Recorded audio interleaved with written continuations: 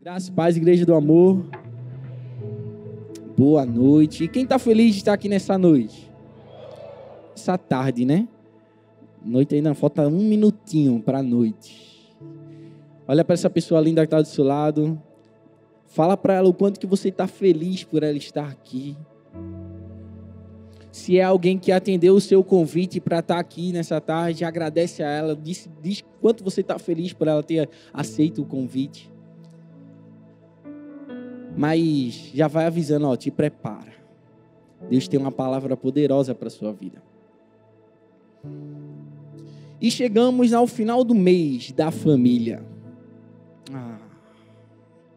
Acho que só alguns, entendeu? Chegamos no final do mês da família. Chegamos na última série de mensagens Família Real. Mas hoje... Mas ainda não acabou, ainda falta acontecer muita coisa ainda hoje. Nós aprendemos, né, que famílias reais passam por transformação, famílias reais amadurecem na crise, famílias reais vivem por um propósito e hoje vamos ver que famílias reais governam.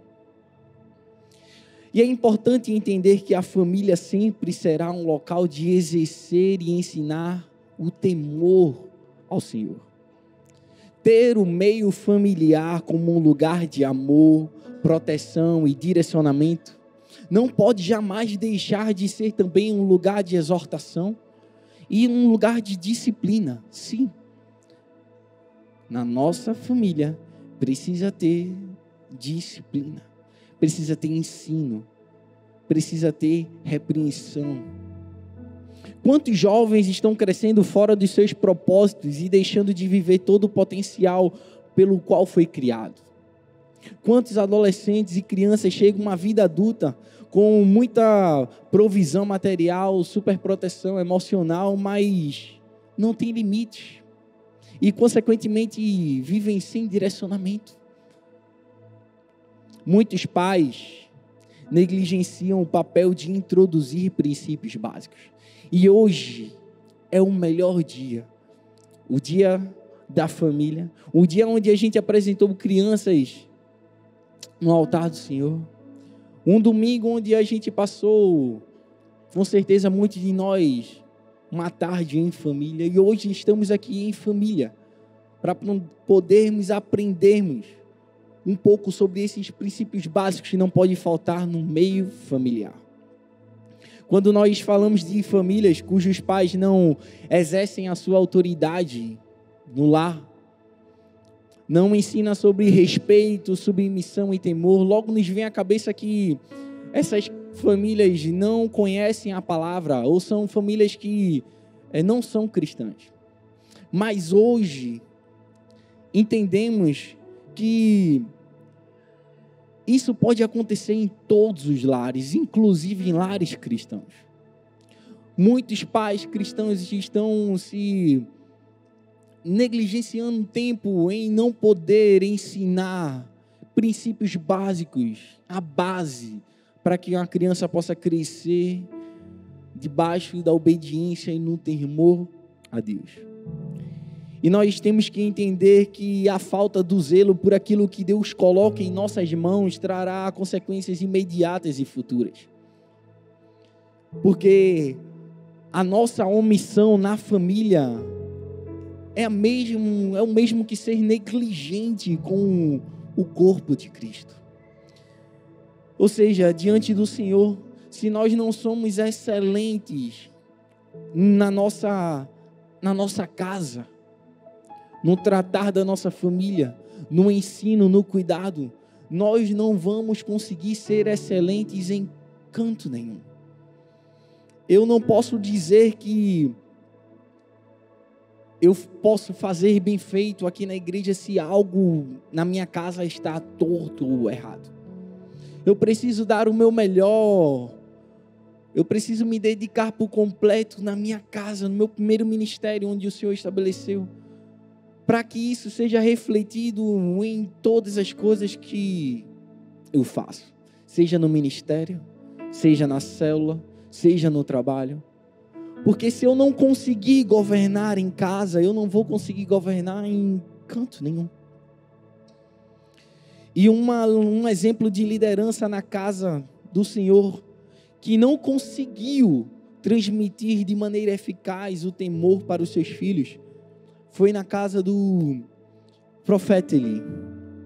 Além de sacerdote, ele era o juiz responsável por cuidar do templo e ter acesso direto para prestar culto ao Senhor. Mas, infelizmente, ele não soube governar a sua casa. Infelizmente, ele não soube conduzir a sua descendência, os seus filhos, no caminho em que eles deveriam andar. E, infelizmente, toda a sua descendência colheu os frutos de suas atitudes, ou seja, da sua falta de atitude. Família é local onde nós devemos aprender a cumprir princípios do Senhor. É na família, é em casa, é no lar. Nós somos responsáveis pelos aqueles que Deus tem colocado sobre nossa responsabilidade. Somos nós que somos responsáveis de estar ensinando e conduzindo nossos filhos ou qualquer pessoa que está sobre o nosso cuidado em casa. Isso eu falo para quem é tio, tia, vovó, não importa. Se você tem alguém sob sua responsabilidade para estar cuidando, ei, Deus está atento, olhando para as suas atitudes na sua casa. Pense comigo e não precisa você responder.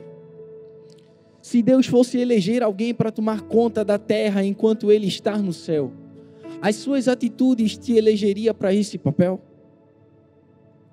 Será que Deus, olhando as suas atitudes aqui na terra, você seria eleito a tomar conta da terra enquanto Ele está no céu? Isso é muito forte, mas se pararmos e pensarmos, é uma verdade. Deus tem nos deixado aqui para administrar tudo. Deus tem nos dado filhos, tem nos dado pessoas para cuidar, tem dado uma congregação para estar tomando conta. E como nós estamos cuidando? O que nós estamos fazendo? Só é a gente olhar para a nossa situação atual e ver por que estados, países estão em decadência, estão padecendo. Simplesmente porque eles não têm um governo. Simplesmente por falta de governo. E nós precisamos entender isso para a nossa vida. Se nós não exercermos o governo na nossa casa, na nossa família, no nosso lar, todos os nossos filhos ou descendentes que estão na nossa casa vão padecer. E Deus nos chamou para governar. Deus nos chamou para influenciar e para propagar os valores deles aqui na terra. Foi a mim, foi a você que Ele chamou. E se estamos fazendo algo diferente disso, estamos fugindo do propósito pelo qual nós fomos criados. E a gente sabe que quem foge do propósito pelo qual Deus estabeleceu para as nossas vidas, com certeza vive uma vida infeliz, sem rumo, sem um destino, sem um sentido. E hoje nós vamos aprender sobre a importância do governo. Alguém está preparado para isso? Vocês estão comigo? Quem quer saber qual a importância do governo na nossa família? Então vamos lá. Por que é importante ter um bom governo? Em primeiro lugar, para viver melhor. Em 1 Samuel, capítulo 2, do versículo 12 a 17, conta que os filhos de Eli, eles eram maus. E eles eram ajudantes do sacerdote, eles ajudavam Eli no cuidado da tenda lá, de Cristo, do Senhor. E eles faziam as coisas tudo conforme a vontade deles.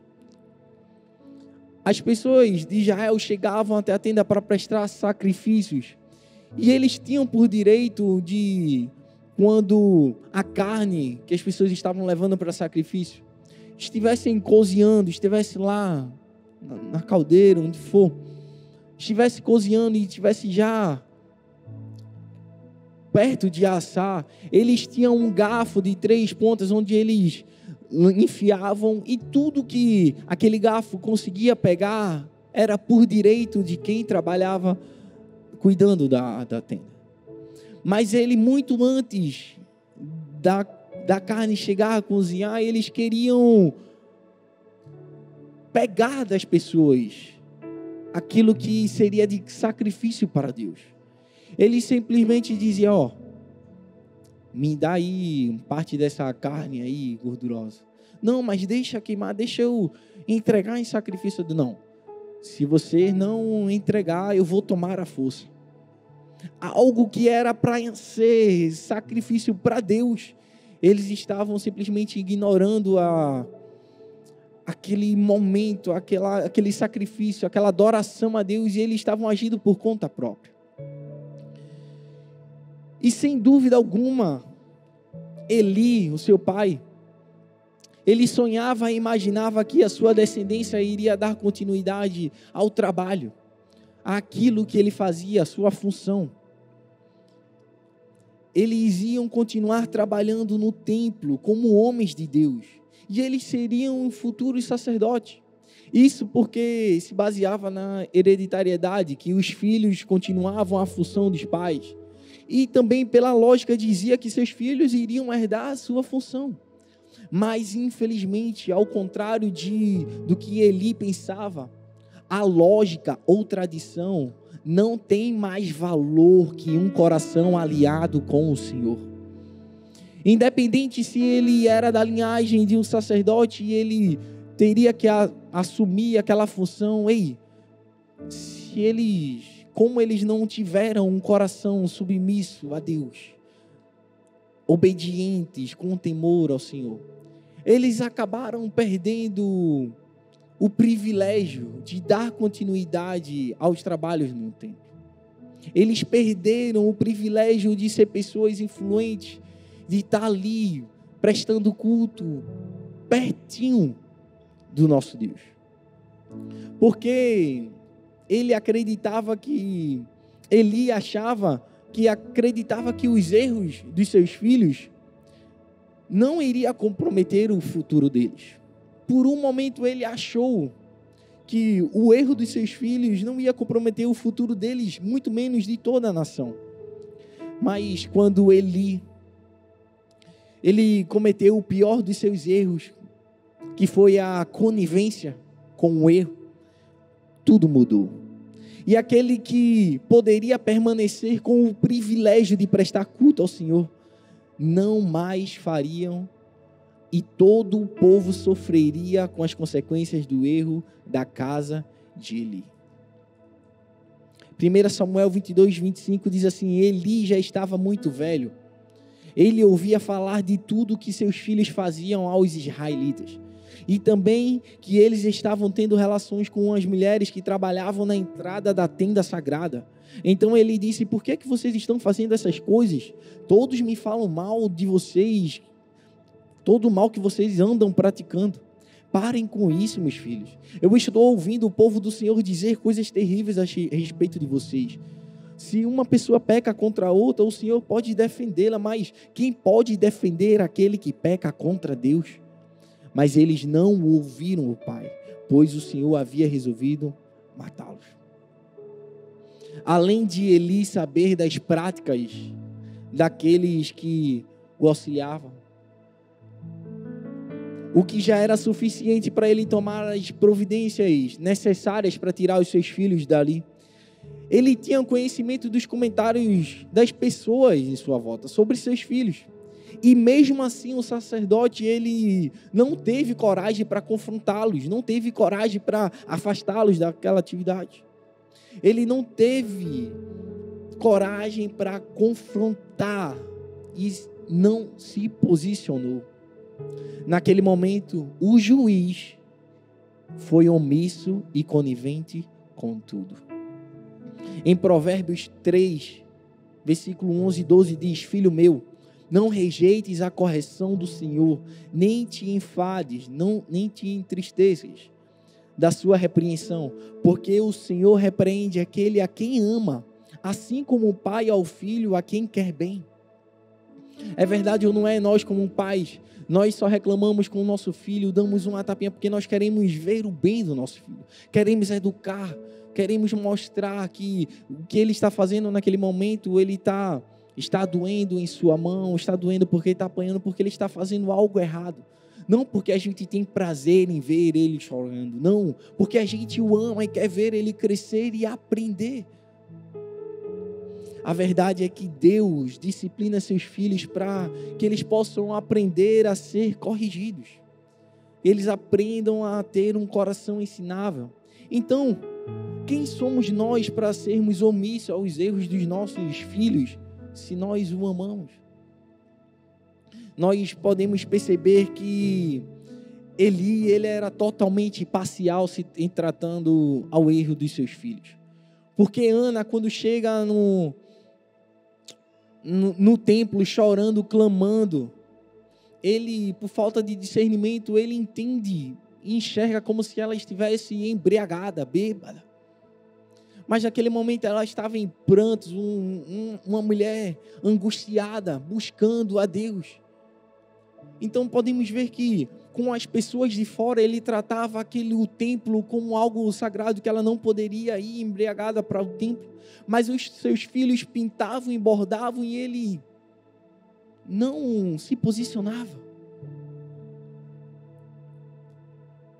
A omissão de Eli com relação aos erros de Ofni e Finéias, seus filhos, revela que ele se importou mais com eles do que com o próprio Deus. Pior ainda, ele honrou ainda mais a vida dos seus filhos do que o próprio Senhor.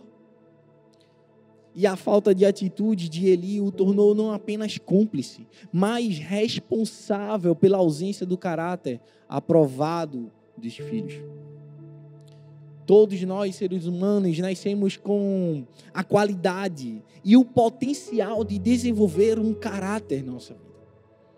Nós, pais, temos capacidade de desenvolver nos nossos filhos um caráter de um bom filho, de um bom homem, de uma boa moça. Nós temos sim, mas infelizmente aquele pai ele não cumpriu o seu papel de sacerdote do lar.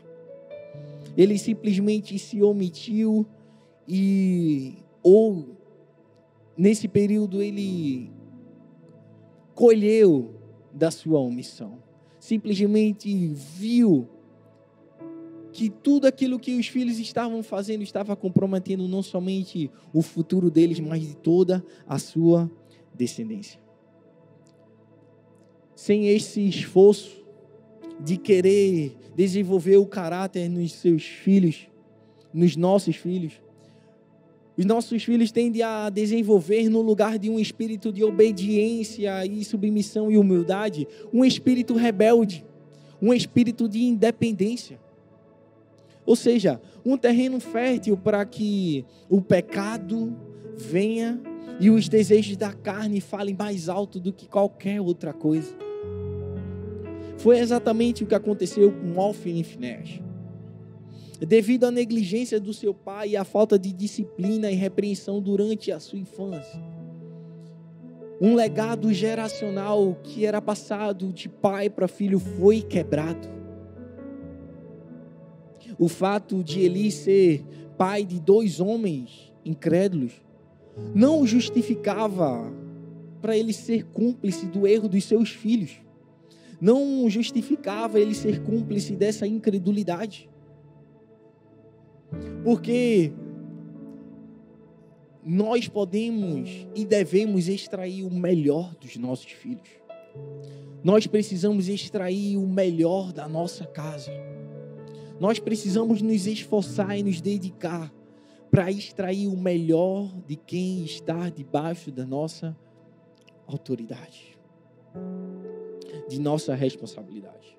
Porque uma autoridade que governa, confronta.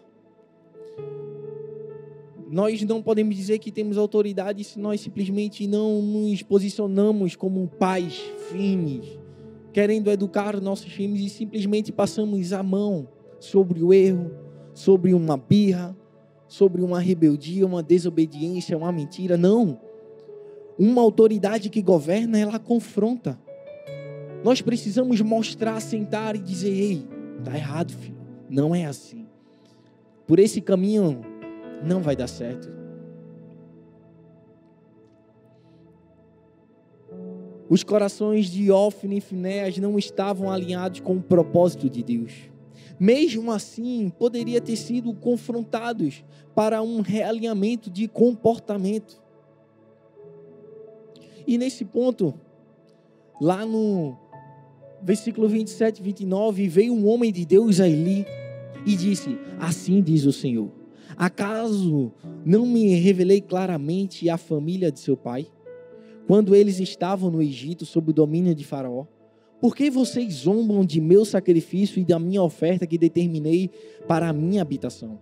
Por que você honra seus filhos mais do que a mim, deixando-o engordar dos melhores partes de todas as ofertas feitas pelo meu povo Israel? Nesse ponto nós vamos ver que nem o sacerdote Eli teve um coração humilde para reconhecer o seu erro e tentar agir. E nem os seus filhos tiveram um coração ensinável de reconhecer que eles estavam indo contra a vontade do nosso Deus. Porque quando não há governo, não se vive o melhor. Por quê? Porque do cabeça até os seus descendentes não há desobediência, prepotência e um espírito de independência. E sabemos que os rebeldes, eles são privados de viver segundo a sua própria vontade. Eles não aceitam instruções, conselhos. Eles simplesmente acham que são donos da verdade e querem viver por conta própria. Mas Deus, Ele se agrada de um coração ensinável e humilde para cumprir o seu chamado. Imagina só se Ófni e Finéias tivessem um coração ensinável e por um momento eles pensassem no privilégio que eles tinham de trabalhar na tenda. De a todo instante eles ter livre acesso de entrar e sair para fazer ofertas ao Senhor, de estar tão pertinho da presença dEle. Se por um momento eles pensassem no que eles poderiam perder, simplesmente se eles enxergassem o quanto que eles eram privilegiados de ser de uma descendência de sacerdote, de trabalhar na presença de Deus. Tenho certeza que nós teríamos mais capítulos falando das maravilhas de Deus através das vidas dele. Se eles fossem pessoas, filhos, que tivessem com o coração aberto e ter se dedicado a aprender mais do Senhor, a honrar e a temer ao Senhor, com certeza nós estaríamos lendo mais histórias de grandes feitos através da vida deles. Mas eles perderam a chance de desfrutar desse privilégio, por falta do governo na família. Os planos de Deus tomaram outro rumo, porque os planos de Deus jamais serão frustrados. Se nós quisermos que os nossos filhos frutifiquem e que vivam um melhor e que não se envergonhem do nosso nome, muito menos envergonhem o nome do Senhor, e que seus frutos sejam muito mais melhores que os nossos, nós precisamos deixar impressos neles, em seus corações, princípios fundamentais, mas para que eles possam crescer na obediência e no temor do Senhor. Precisamos deixar impregnado e inseparável algo na pele deles, para que eles possam saber que fazem parte da sua estrutura física. Fazer com que eles entendam que o capítulo 20 de Êxodo tem que estar memorizado em seu coração.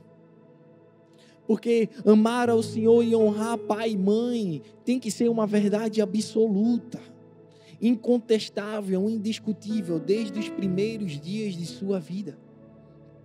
Nós precisamos e temos essa responsabilidade de ensiná-los. Fazer com que os nossos adolescentes possam enxergar em nós pais que amam, adoram ao Senhor em primeiro lugar, acima de todas as coisas. E que nós não vamos permitir que nada, ao contrário da vontade de Deus, seja permitida dentro do nosso lar. Então, os princípios jamais podem ser ignorados dentro da nossa família. Caso contrário, os frutos não serão os melhores, ou melhor, nem existirão. Se nós ignorarmos esses princípios da nossa família, nós não conseguiremos nem enxergar frutos de bênçãos no nosso lar. E a nossa descendência terá a mente corrompida, quebrada. Uma geração que não vai conseguir enxergar em nós um legado, que nós precisamos deixar um legado para essa geração. Então, nós, a partir de hoje, teremos que assumir um compromisso de não ser omissos. E por isso nós vamos viver o melhor de Deus na nossa vida. Nós só não vivemos o melhor de Deus porque nós nos omitimos a não fazer a vontade dEle.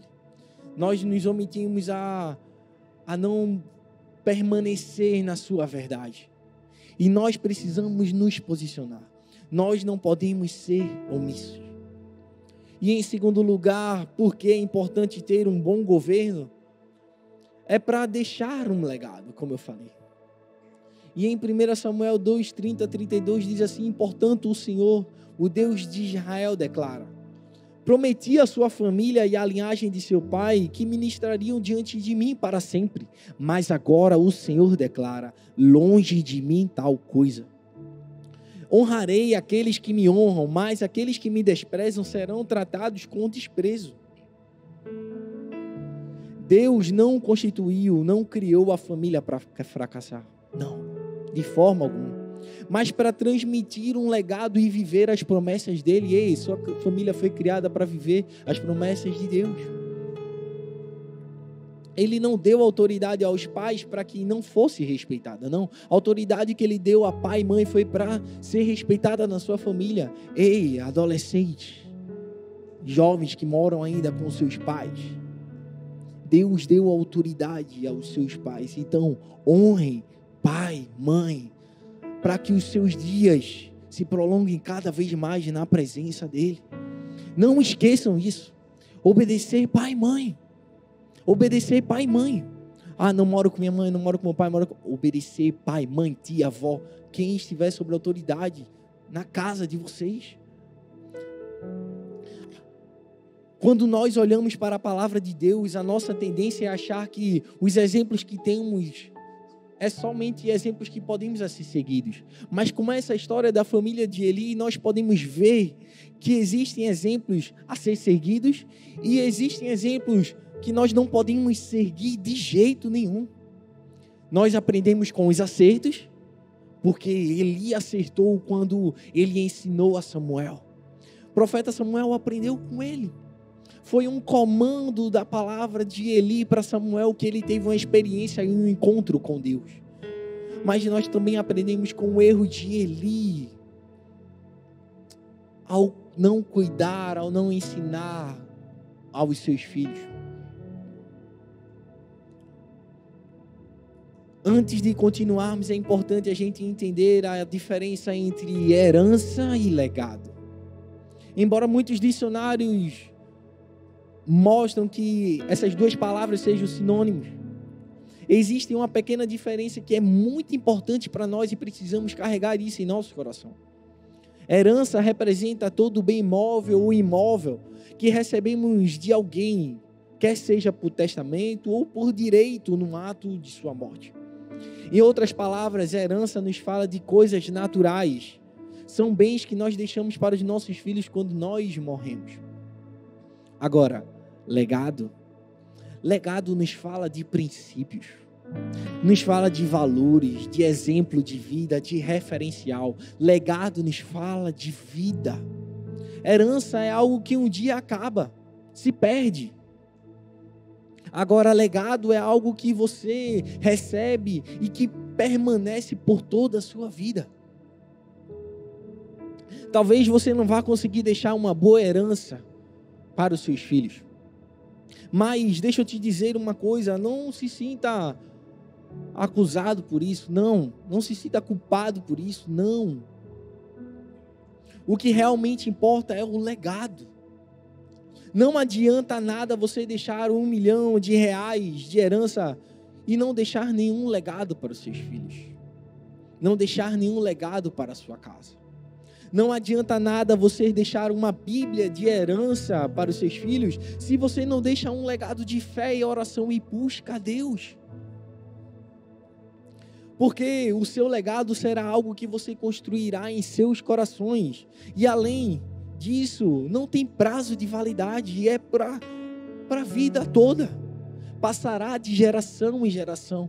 Lembro da carta que Paulo escreve a Timóteo quando ele louva a Deus pela vida de sua avó. Louva pela vida da sua avó, louva pela vida da sua mãe e pela vida de Timóteo. Passando de geração em geração, um legado passando de pai para filho, de filho para neto e assim por diante. Vai existir pais que não terão uma conta bancária recheada para deixar para os seus filhos como herança, mas deixarão um exemplo extraordinário de vida. Existem pais que não terão um carro importado para deixar como herança para os seus filhos, mas deixarão um exemplo poderoso de fé e busca como um legado. Existem pais que não deixarão uma casa como uma herança para os seus filhos, mas deixarão como legado um exemplo magnífico de amor a Deus e ao próximo. Como é que você quer ser lembrado pelos seus filhos? O que é que você quer que escrevam nas suas lápides quando você morrer?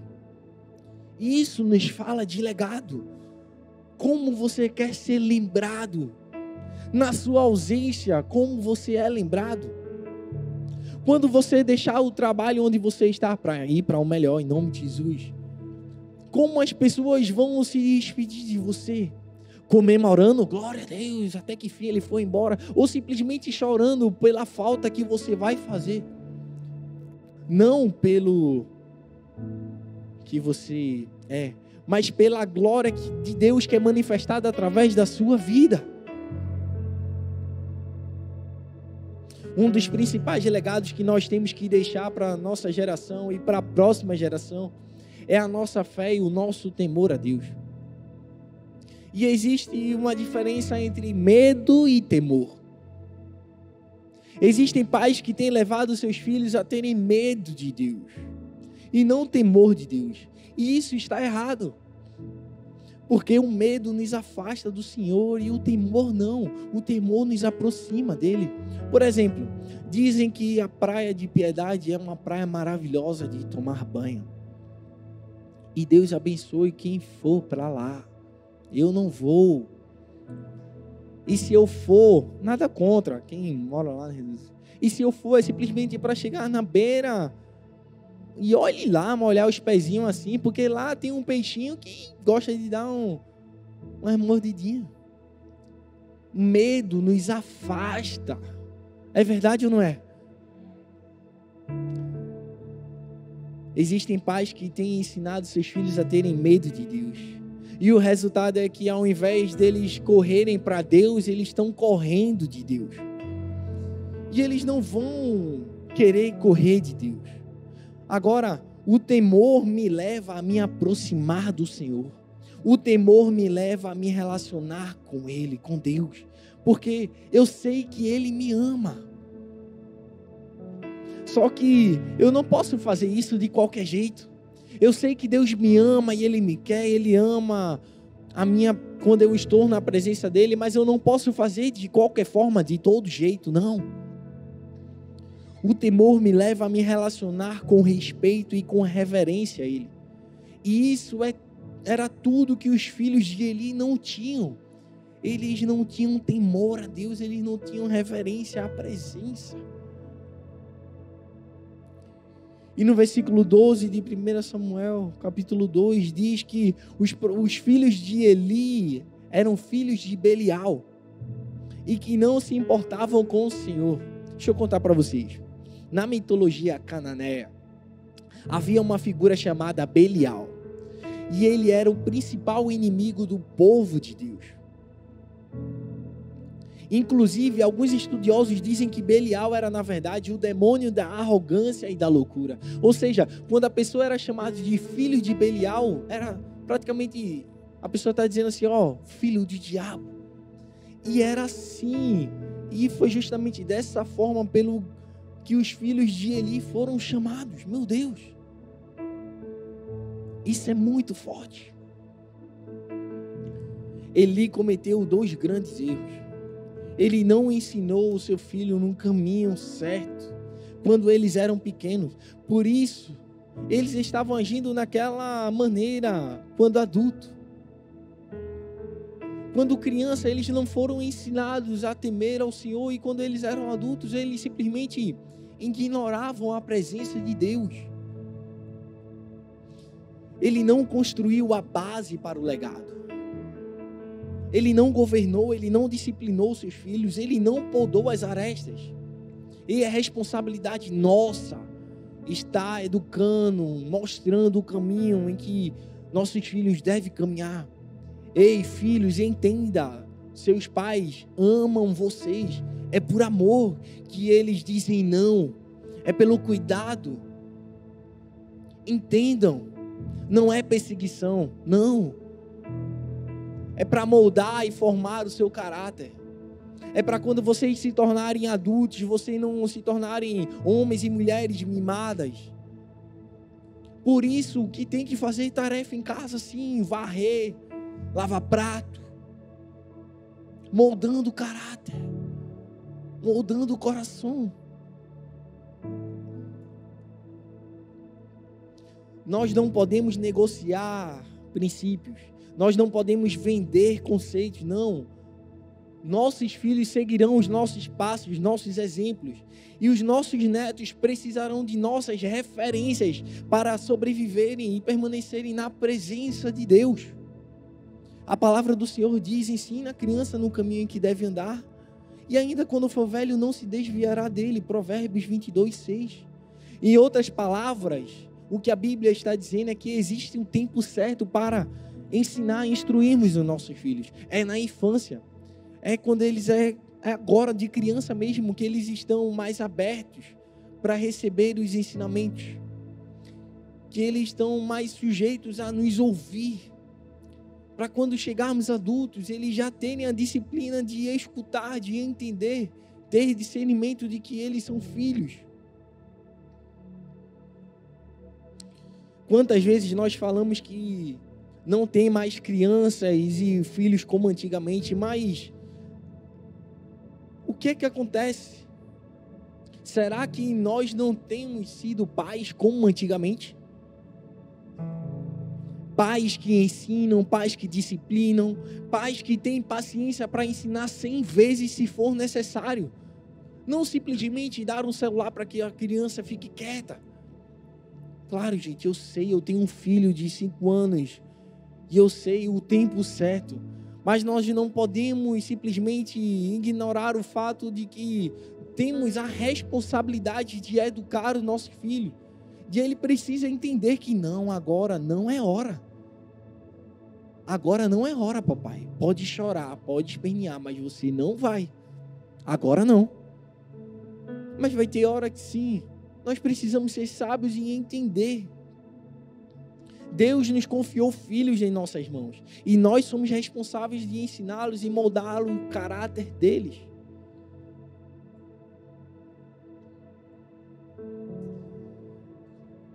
Certa vez um pastor falou que os filhos precisavam ver os pais prostrados na presença de Deus. Em outras palavras, nossos filhos precisam enxergar em nós que existe alguém acima de nós. Eles precisam ver em nós que há um limite. Eles precisam ver que há alguém que governa a nossa vida. Nós precisamos e podemos ser fiel a Deus. Que haja fé, temor e honra no nosso coração. E que esse seja o legado nas nossas vidas e que possamos deixar isso para os nossos filhos. Que daqui a 50, 60, 70 anos eles possam dizer: meu pai era um homem de Deus, minha mãe era uma mulher de Deus. Eu só estou aqui porque eles eram homens de Deus, porque eu aprendi com eles. Amém? E em terceiro lugar, terceiro e último, por que é importante ter um bom governo? Para a salvação. Eli, ele foi infiel com o Senhor, porque ele não exerceu com fidelidade a função de sacerdote e pai que Deus colocou para ele. Ele começou muito bem quando foi um homem que investiu a sua vida em ensinar Samuel, mas ele fracassou com a criação de seus filhos. Os ensinamentos que Samuel recebeu do profeta, com certeza foram importantes para que, na noite em que o Senhor falou com ele, falou com o jovem, após receber o direcionamento de Eli, fosse capaz de obedecer e começar a profetizar. O filho de Ana provavelmente aprendeu sobre o temor do Senhor e a se submeter à vontade dele. Infelizmente, os seus filhos de Eli, Ofni e Finéas, não foram devidamente exortados para observar os princípios de Deus. E esses dois comportamentos nos mostram em que dentro de uma casa, se não houver exortação, não vai ter ensino e os destinos futuros vai ser totalmente diferentes. Com Samuel houve vida, houve salvação, um povo foi liberto.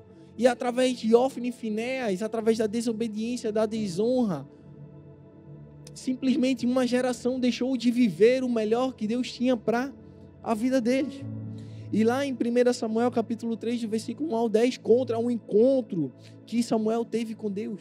Da mesma forma em que Saulo teve um encontro com Deus, Samuel também teve. E a salvação vem a partir de um encontro com o Senhor. Ei, Deus te trouxe aqui para ter um encontro contigo. Deus te trouxe aqui para trazer salvação para sua casa, aí, mas Ele precisa ter um encontro com você. É a partir de você que a salvação vai entrar na sua família. É através de você que a salvação vai entrar no seu trabalho, na sua vizinhança, onde quer que você esteja. Mas você precisa ter um encontro verdadeiro com o Senhor. O governo de Eli na vida de Samuel o preparou para um nível mais profundo de intimidade com Deus. Eli, ele foi bem sucedido no governo, na criação, no crescimento de Samuel. Mas com os seus filhos ele fracassou. E nós temos que ensinar temor e humildade e obediência aos nossos filhos, para prepará-los para um outro nível de relacionamento com Jesus. Porque Ele não nos chamou apenas para saber que Ele existe, mas para a gente conhecê-lo, amá-lo e obedecê-lo. Assim, as futuras gerações serão melhores que a nossa, em nome de Jesus. Se nós nos dedicarmos a ensinarmos, se nós nos dedicarmos a exortarmos, a cuidar dos nossos pequenos, a cuidar de quem está sobre nossa casa, nós vamos ter uma geração que vai fazer coisas maiores e melhores que nós estamos fazendo hoje aqui para a honra e glória do nosso Deus. O profeta Samuel fez a diferença na sua geração. Nossos filhos e descendentes assim farão também. E nós poderemos viver a verdade que está escrito em Joel 2:28. E depois disso derramarei o meu espírito sobre todos os povos. E os seus filhos e as suas filhas profetizarão. Os velhos terão sonhos e os jovens terão visões. Tudo depende de você. De como você leva a palavra para dentro da sua casa. De como você abre o seu coração para receber os ensinamentos que está acima de você. Fica de pé no seu lugar, para achar que está acabando. O mau exemplo de Eli com seus filhos nos serve de alerta. A família do sacerdote Eli é o típico de modelo a não ser seguido.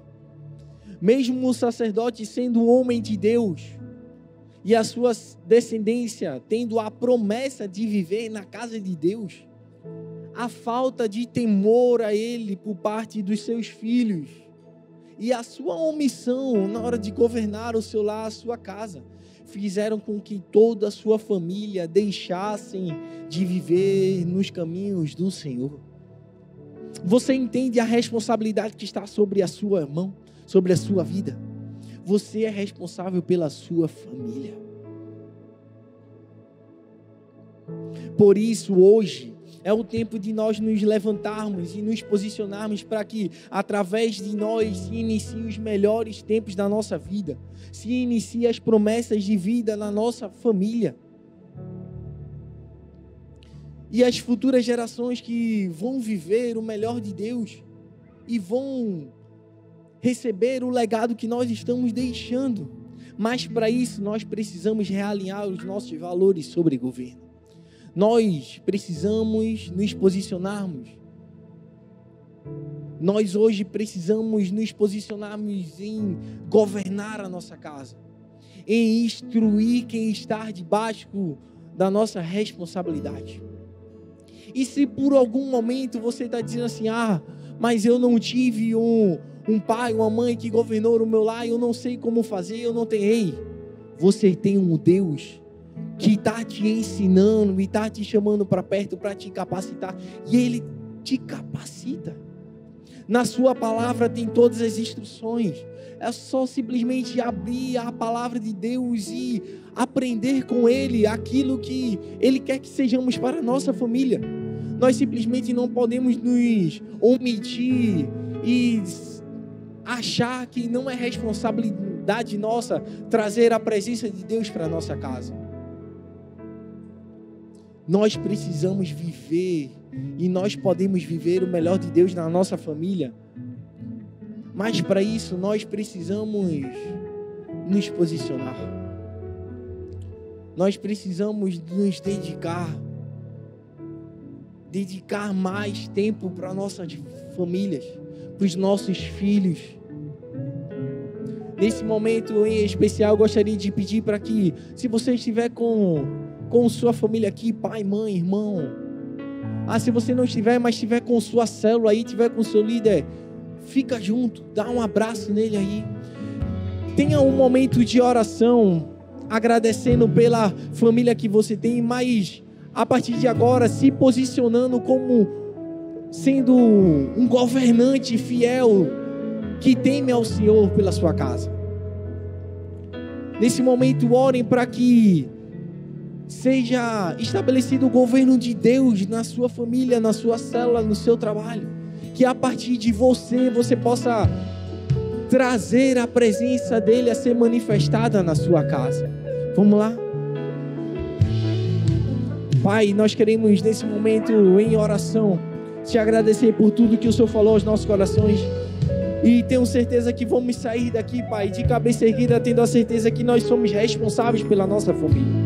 Nós, nessa tarde, nessa noite, nós entendemos a nossa responsabilidade na nossa casa, na nossa família. E nós não queremos nos omitir, Pai. Queremos hoje nos posicionar como um sacerdote, como um pai, uma mãe, que vai instruir os nossos filhos no caminho em que devem andar. Mas também como filhos, Pai. Nós queremos abrir o nosso coração e ter o entendimento de que o Senhor está nos ensinando através dos nossos pais. Queremos honrar e respeitá-los enquanto estivermos debaixo de sua autoridade. Queremos honrar o teu santo nome sendo obediente aos nossos pais. Ou a quem está sobre nosso cuidado, sobre nossa... acima de nós, sob a autoridade sobre a minha vida. Então, Pai, nesse momento em especial, ser presente em cada família aqui representada, Pai.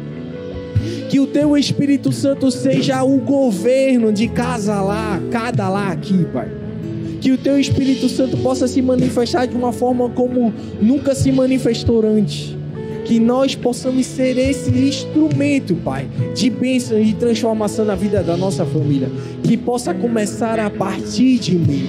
Que possa começar a partir de mim. Em nome de Jesus. Em nome de Jesus.